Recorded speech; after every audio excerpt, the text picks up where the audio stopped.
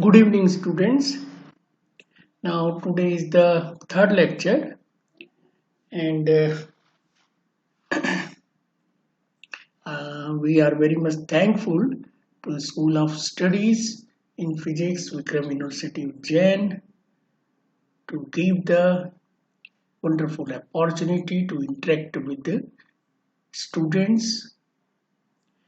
We Curious Infotech Solution also giving the industrial training, live industrial project, industrial internship, and after successful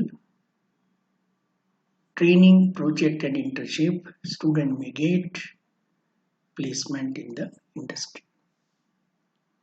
So let today I will explain this following highlights. The very first we will discuss on the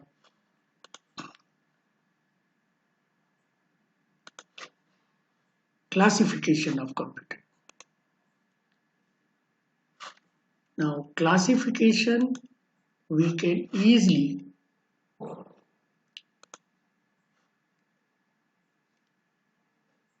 can do with the help of three parameters. The first parameter is based on size and capacity. This is the first parameter on which we can easily do the computer classification.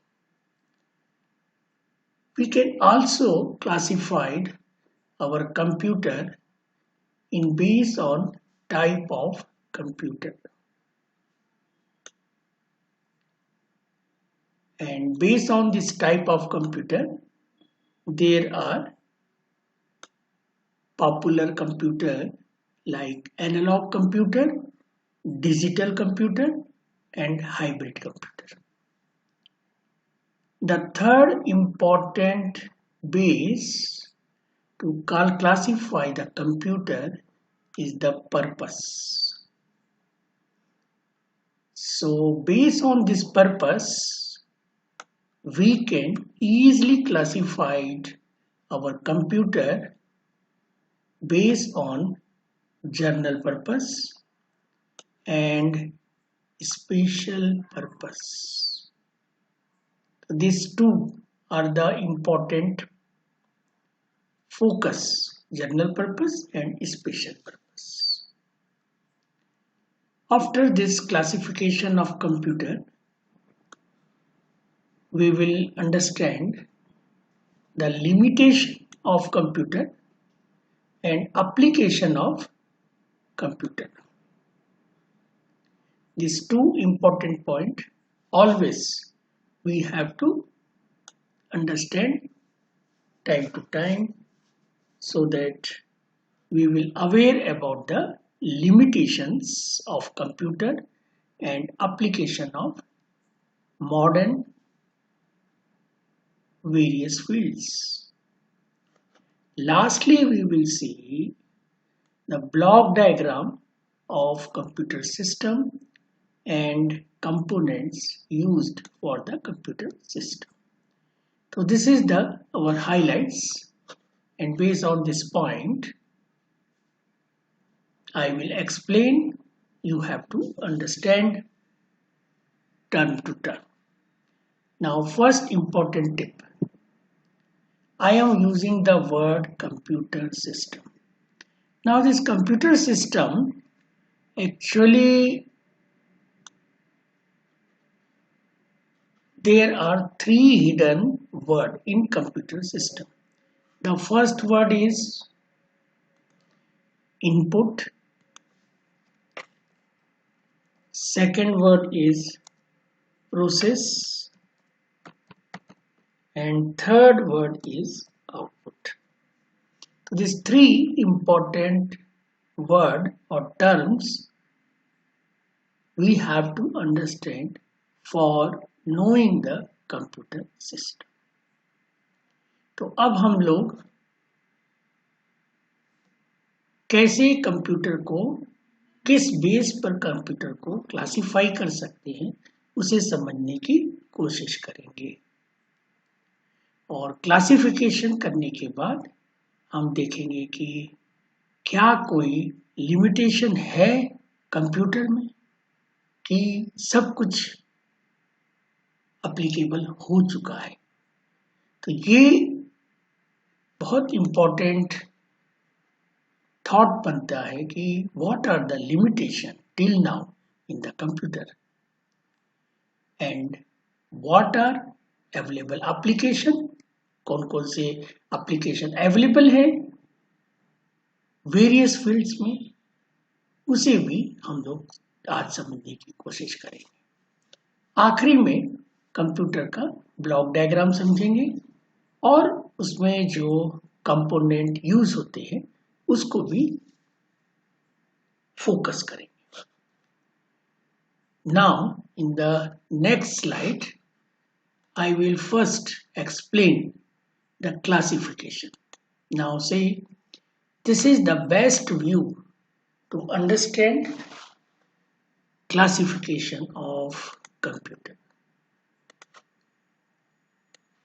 Now based on this important term we have to say the base are first my size, that is the by size, and second parameter, that is the by type. You can classify the computer, and lastly you have by purpose. तो तीन तरीके से computer को easily classify कर सकते हैं। तो सबसे पहले साइज के द्वारा हम देखते हैं कि कौन कौन से कंप्यूटर इस कैटेगरी में आते हैं। तो सबसे पहला कंप्यूटर जो साइज के अकॉर्डिंग क्लासिफाइड हुआ है वो है सुपर कंप्यूटर। इसके बाद मेन फ्रेम कंप्यूटर, इसके बाद मिनी कंप्यूटर, और चौथा important computer can be classified based on size is a micro computer. तो यहाँ पे हम वर्ड बार बार यूज कर रहे हैं साइज। साइज का मतलब ये है कि सुपर कंप्यूटर बहुत बड़ा होगा कि माइक्रो कंप्यूटर बहुत बड़ा होगा, या फिर main frame computer super computer से बड़ा है कि सुपर कंप्यूटर से छोटा है, या फिर मिनी कंप्यूटर क्या माइक्रो से बड़ा है, या फिर मिनी कंप्यूटर मेन फ्रेम से छोटा है। इस तरीके से बहुत सारे पॉइंट्स जो कि हम आज डिस्कस करने वाले हैं, तो आप पूरी तरीके से अंत तक जुड़े रहिए और समझने की कोशिश करिए। अगर टाइप के द्वारा कंप्यूटर को क्लासिफाई करना है तो बहुत सिंपल ढंग से ये एनालॉग वर्ड हमारे दिमाग में आएगा। दूसरा आएगा डिजिटल, क्योंकि दिस एनालॉग डिजिटल ये टाइप्स है, किस प्रकार से आपका एनालॉग कंप्यूटर काम करता है, किस प्रकार से डिजिटल कंप्यूटर काम करेगा, और इन दोनों को भी मिला सकते हैं, that computer known as a hybrid computer. तो आने वाली स्लाइड्स में हम एक एक करके इनको समझेंगे। सबसे पहले तीसरा जो कि क्लासिफिकेशन का पैरामीटर बन रहा है, that is known as a purpose. किस पर्पस से कंप्यूटर बना है, जनरल पर्पस के नाम से बना है या फिर स्पेशल पर्पस के नाम से बना है। ठीक है, जैसे इन स्टडी हम 10th तक जो पढ़ाई कर रहे हैं, क्या वो स्पेशलाइज पर्पस था या फिर वो जनरलाइज कंसेप्ट था? तो हम बोलेंगे कि up to 10th general purpose study है, और उसके बाद स्पेशलाइजेशन, जैसे आपको मैथमेटिक्स लेना है या फिर आपको कॉमर्स लेना है या फिर आपको BA लेना है, तो ट्रेडिशनल्स यही 3 मेन है। इन तीनों से बहुत सारे और ब्रांचेस बनते हैं। तो अब नेक्स्ट स्लाइड में हम देखेंगे कि super computer, main frame computer और मिनी कंप्यूटर और माइक्रो कंप्यूटर में क्या डिफरेंस है, क्या कंपैरिजन है, क्या हम इनको अलग अलग मानते हैं, क्या कारण से इनको सबको अलग रखा है। ये सारी चीजें अब हम बात करेंगे दूसरे स्लाइड्स में। अब आप बहुत ध्यान से देखिए कि किस तरीके से ये कंप्यूटर्स की डेफिनेशन भी बनेगी और उन कंप्यूटर के कैरेक्टरिस्टिक्स भी बनेंगे और यूजेस भी बनेंगे और उनको हम एक दूसरे से कंपेयर करना भी सीखते हैं आज। तो सबसे पहले देखते हैं सुपर कंप्यूटर।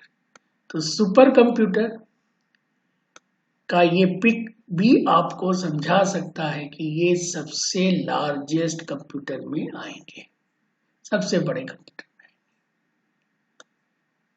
लेकिन इनकी जो स्पीड है बहुत फास्ट रहती है। They are fastest in all type of computer. Powerful भी बहुत रहेंगे, यानी बड़े से बड़ा जो वर्क है वो ये कर सकते हैं। एक्सपेंसिव जरूर बनेंगे क्योंकि इनके साथ फास्टेस्ट और पावरफुल वर्ड जुड़ा है, तो ये एक्सपेंसिव जरूर होंगे। They also generate a lot of heats. जैसा कि ये क्लियर है कि ये जो कंप्यूटर्स है वो इलेक्ट्रॉनिक्स से बन रहे हैं। अब इन जितने भी कंपोनेंट से बनते हैं वो सारे के सारे हीट करते हैं। जब वर्क करेंगे तो हीट करेंगे और ये हीट पैदा करेंगे। अगर हम सही ढंग से कूलिंग ना करें, सही ढंग से हम अपने सिस्टम को ठंडा ना करें,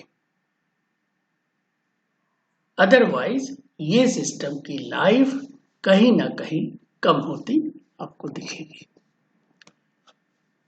अब यूजेस पर ध्यान दीजिए। सुपर कंप्यूटर का use advance scientific research such as nuclear physics. अगर हम न्यूक्लियर फिजिक्स को जानते हैं, थ्योरी भी जानते हैं, अगर हम कोई प्रॉब्लम उसमें सॉल्व करना चाहते हैं तो निश्चित तौर पे हमको सुपर कंप्यूटर का ही सहारा लेना पड़ता है। अब हम देखते हैं दूसरा जो कि सुपर कंप्यूटर से छोटा है, इसको आप बोलेंगे मेन फ्रेम कंप्यूटर। अब आपको इन दोनों पिक से समझ में आ रहा होगा कि मेन फ्रेम और सुपर कंप्यूटर कितना बड़ा होगा। अगर आप इमेजिन करें तो सुपर कंप्यूटर हो सकता है कि एक कंप्लीट बिल्डिंग, उसमें फ्लोर, अनगिनत फ्लोर, यानी बहुत सारे फ्लोर हो सकते हैं, उन सबको अगर हम मिला दें तो हमारा बनेगा सुपर कंप्यूटर। मेन फ्रेम एक बड़े से हॉल में भी आप बना सकते हैं, थोड़े छोटे हॉल में भी बना सकते हैं, लेकिन आपको कूलिंग जरूर देना चाहिए क्योंकि ये बहुत हीट प्रोड्यूस करते हैं। अगर पावर की बात करें तो मेन फ्रेम में लेस पावर होगा in comparison to your super computer. Clear? Expensive की भी बात करें तो मेन फ्रेम कंप्यूटर का एक्सपेंस कम होगा अगर उसे हम सुपर कंप्यूटर से कंपेयर कर रहे हैं तो। लेकिन अगर हम मिनी कंप्यूटर से उसे कंपेयर कर रहे हैं तो निश्चित तौर पे ये ज़्यादा एक्सपेंसिव होगा और मिनी कंप्यूटर कम एक्सपेंसिव होगा। अब हम यूजेस की बात करते हैं। तो they used to handle all kind of problems whether scientific और commercial। तो ये किसी भी तरीके से फिट हो जाएंगे मेन फ्रेम वाले, और ये कॉम्प्लेक्स मैथमेटिक कैलकुलेशन का परफॉर्मेंस उनको परफॉर्म करते हैं। एंड मोस्टली इस टाइप के कंप्यूटर बैंक में देखे जा सकते हैं या कहीं मॉडर्न हॉस्पिटल्स में देखे जा सकते हैं, एयरपोर्ट में भी देखे जा सकते हैं। तो इस तरीके से आप मेन फ्रेम को समझने की कोशिश करें। मिनी कंप्यूटर थोड़ा स्मॉल होगा, मेन फ्रेम से छोटा होगा, पावरफुल भी कम होगी इसमें अगर मैं मेन फ्रेम और मिनी कंप्यूटर को कंपैरिजन कर रहा हूं। अब यूजेस की बात करिए, it is used in the scientific laboratories. जितनी भी साइंटिफिक लैबोरेटरीज हैं उसमें ऑलमोस्ट मिनी कंप्यूटर को लोग यूज करते हैं। That is for the research institution, engineering plants and places where processing automation is required। तो जहां पर ये होगा वहां पे तो आपको इसी तरीके का डॉक्यूमेंट बनाना पड़ेगा। Now last computer is micro computer. इसके पहले हम लोगों ने मिनी कंप्यूटर देखा था, अब हम लोग देख रहे हैं माइक्रो कंप्यूटर। माइक्रो वर्ड ही अपने आप में पूरा डेफिनेशन रिप्रेजेंट कर सकता है। माइक्रो यानी बड़ा होगा कि छोटा, तो ये सबसे छोटा, सबसे चीप और सबसे लीस्ट पावरफुल होगा। तो ये तीन कैरेक्टरिस्टिक्स तो हमको यहां से समझ में आ गए हैं। uses a microprocessor to process data। ठीक है, इसका यूज एक्चुअल में डेटा को प्रोसेस करने के लिए डेटा प्रोसेसिंग यूनिट बना सकते हैं। एग्जाम्पल के तौर में डेस्कटॉप बन सकता है, लैपटॉप बन सकता है, पर्सनल डिजिटल असिस्टेंट बन सकता है। तो ये अगर आपको कहीं पर जरूरत पड़ रही है तो आप जरूर माइक्रो कंप्यूटर को आप यूज करिए। अदरवाइज आपको लगता है कि हमें लेबोरेटरी में काम करना है और हमारे साथ सपोर्ट करेगा कंप्यूटर, तो यहाँ पे आपको मिनी कंप्यूटर लगाना पड़ेगा। ठीक है, तो जहां पर भी हमें ऑटोमेशन करना है, प्रोसेस का ऑटोमेशन करना है, वहां पे मिनी कंप्यूटर का रहना जरूरी। अब last micro computer. Micro computer सबसे छोटा हो गया, सबसे कम महंगा, सबसे चीप हो गया। इसके बाद पावरफुल भी इसका जो है थोड़ा सा कम रहेगा दूसरों के कंपैरिजन में। दूसरे मतलब इसके ऊपर वाले mini, main and super. Now this microcomputer uses a microprocessor to process the data. Clear? Now the example of this is that is the PDA, laptop, desktop, PDA means personal digital assistant। अब इसका uses देख लेते हैं। तो this type of computer used to perform variety of task। अगर मैं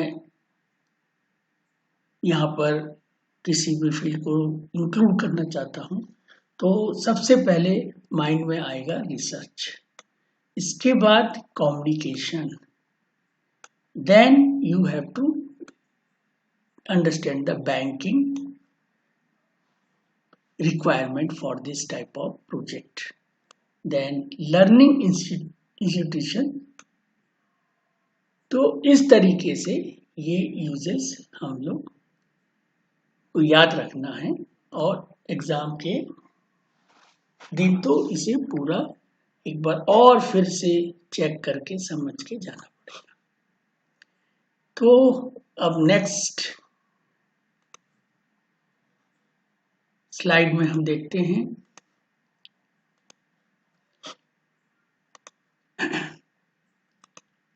तो ये फ्लो चार्ट से आपको क्लियर समझ में आ जाएगा कि इनिशियली कंप्यूटर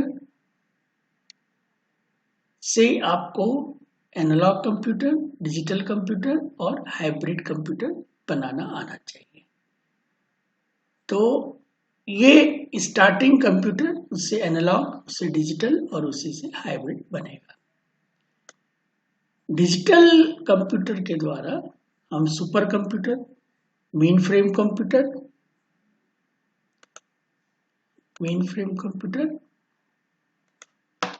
ठीक है, it is a main frame computer,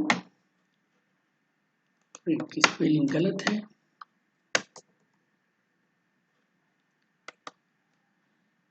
FRA, frame, mini frame computer, then mini computer, and lastly is the micro computer.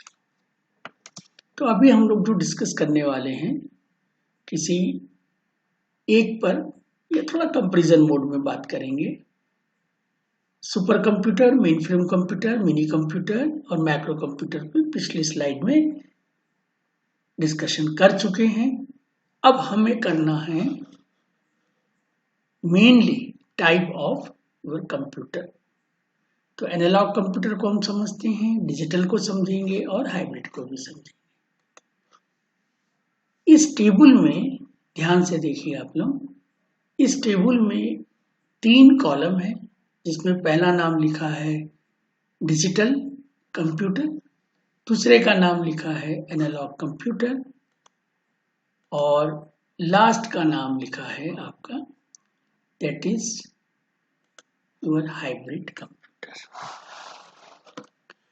तो अब हमको समझना है कि डिजिटल कंप्यूटर के अंदर क्या कैरेक्टरिस्टिक्स, फैक्ट्स हो सकते हैं, उस पर अभी हम लोग फोकस करेंगे। एनालॉग कंप्यूटर पर भी करेंगे और लास्टली हाइब्रिड पर भी पूरा समरी डिस्प्ले करेंगे। तो 4 इंपॉर्टेंट टर्म्स लेके बात करेंगे। सबसे पहले input, output and based on and example. Digital computer में या एनालॉग कंप्यूटर में या हाइब्रिड कंप्यूटर में ये 4 इंपॉर्टेंट टर्म्स होंगे, उन सबको साथ लेके ही चलना है। तो अगर मैं इनपुट की बात करूं तो इनपुट आप या तो 0 डाल दीजिए या फिर 1 डाल दीजिए।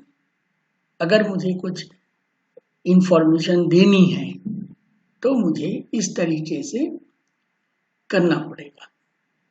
अब आउटपुट की बात करें तो आउटपुट भी सिमिलर इनपुट जैसा होगा, जैसा इनपुट आया वैसे ही आउटपुट बाहर जा रहा है। तो ऑन के जगह ऑन, ऑफ के जगह ऑफ, 0 के जगह 0 और 1 के जगह 1। अब हम बात करते हैं डिजिटल कंप्यूटर में बेस्ड क्या है। बेस्ड है कंप्यूटिंग। तो ये कहीं भी अपन रहेंगे तो ये वर्ड आएगा कि बेस्ड ऑन व्हाट।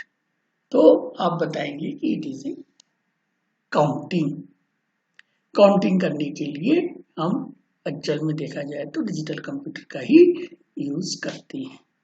अगर इसमें एग्जांपल देखते हैं कौन से कंप्यूटर इसके अंदर आते हैं, तो first is the general purpose PC, personal computer. तो इस तरीके के सॉफ्टवेयर यहाँ पर हमको रखने पड़ेंगे। Now analog computer, analog computer में इनपुट क्या होगा, मेजर एलिमेंट, जिसको भी आपको मेजरिंग करना है उसका एलिमेंट आपको रखना है। आउटपुट में आपको ग्राफ, पिक्चर, ये सब चीजें व्हाइट पेज पे आपको रखनी है। Now based on, it is a continuous measurement. तो यहाँ पर हमने अभी देखा इनपुट, आउटपुट और based on what. Now example की बात करें तो यहाँ पे एग्जाम्पल आपको मिल सकता है, दैट इज वेदर।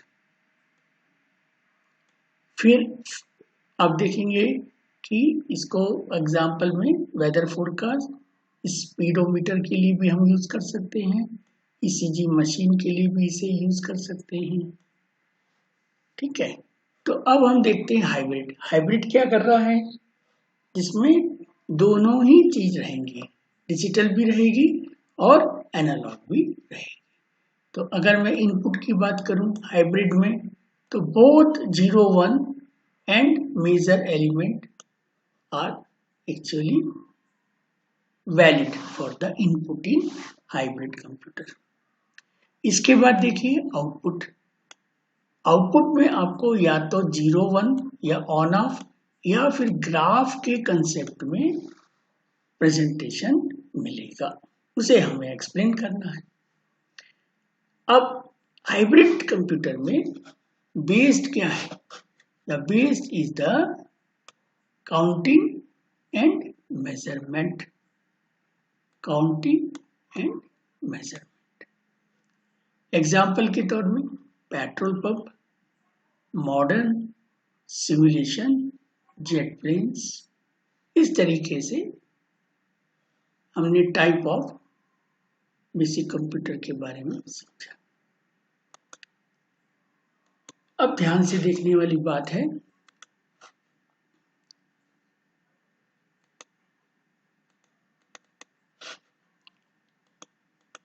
एक सेकेंड। तो computer classification based on your purpose. तो देखिए पर्पस यहां पे क्या बन रहा है, general purpose computer. General purpose computer कैसे, how this computer is different than the primary computer. अगर आप ध्यान से समझे होंगे जरूर बता देंगे, या नहीं तो आप बोल सकते हैं शाम तक मैं बताऊंगा। तो this type of the computers come under the special purpose and general purpose. तो जनरल पर्पस की पहले बात कर लीजिए कि it can run any number of software application. And Tripti क्या बोलती हैं, special purpose computer are designed primarily for the one particular function। एक से ज्यादा के लिए इसे नहीं बनाया गया है। नाउ अब हम देखते हैं लिमिटेशन ऑफ कंप्यूटर। तो limitation is nothing but our challenge that we have to understand and close that type of work. तो मैं यहां से स्टार्ट करता हूं, अब ध्यान से देखिए। The very first is the lake of common sense. Common sense में अगर आप नहीं समझा पा रहे हैं तो उस केस में आपको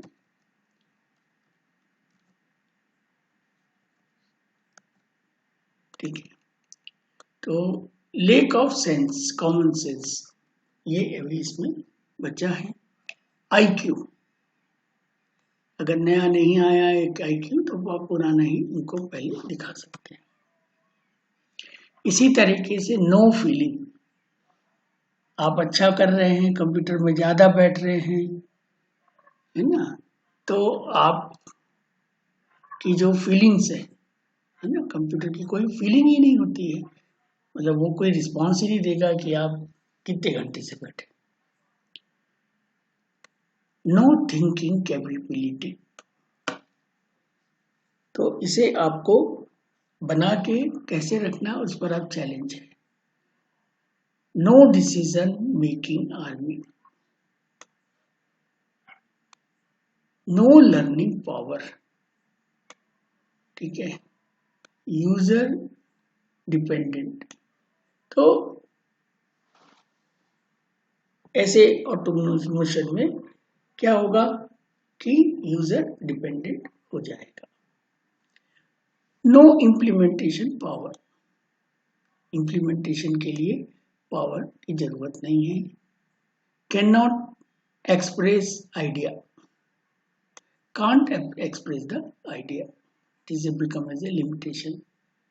For knowledge audience, तो इन कुछ कीवर्ड के द्वारा या फिर आप सेंटेंस के द्वारा समझा सकते हैं कि इसमें लिमिटेशन क्या क्या हो सकती है और संभवतः ये होनी चाहिए. अब हम बात कर रहे हैं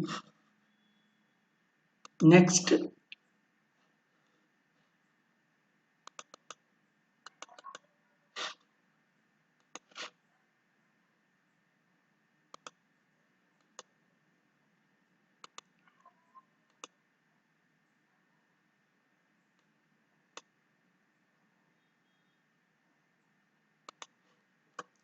now. What are the application of computer?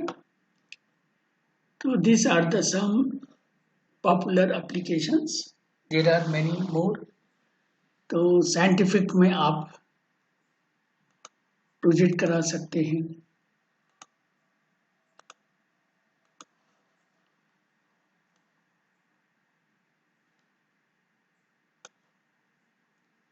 तो अब देखिए मैं इसको रब करता हूं तो ये सारा गायब.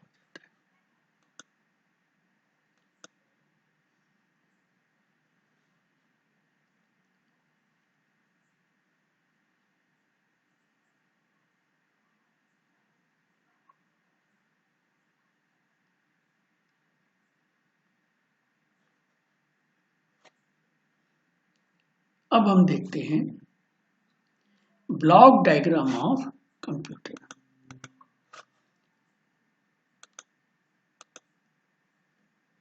तो अब ध्यान से देखिए किस तरीके से आप कंप्यूटर को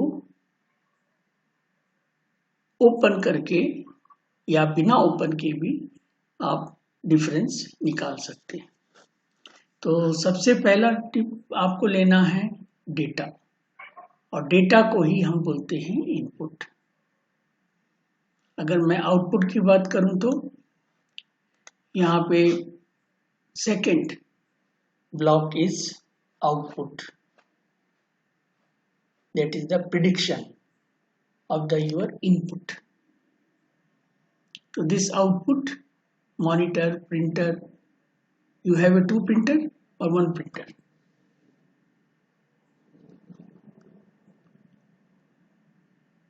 तो ये हमको समझना पड़ेगा. Then third is the CPU, central processing unit. इसके अंदर में तीन सब यूनिट आएंगे, control unit, arithmetic logic unit and main memory. तो इस तरीके से ही हर ब्लॉक डायग्राम को डिकोड करके समझने की जरूरत है. अब लास्ट स्लाइड हमें देखना है कंपोनेंट्स ऑफ कंप्यूटर सिस्टम. देखिए इनपुट यूनिट में help to take a data, the process of entering data and instructions into computer system, that is keyboard and this.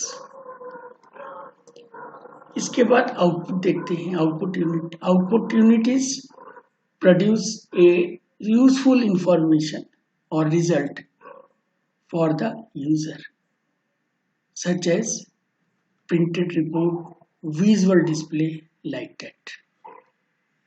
तो this is all about the your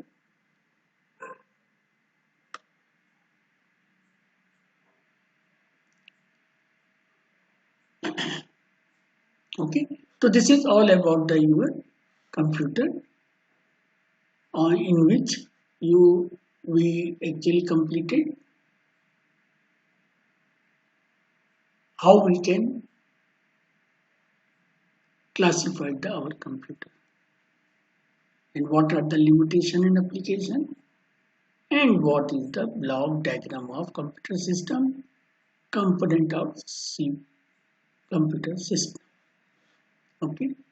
तो this all about the our day 2 and third lecture. I hope कि आपने बहुत अच्छे से समझा होगा।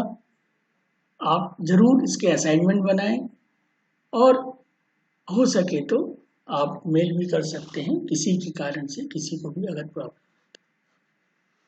सो thanks to all.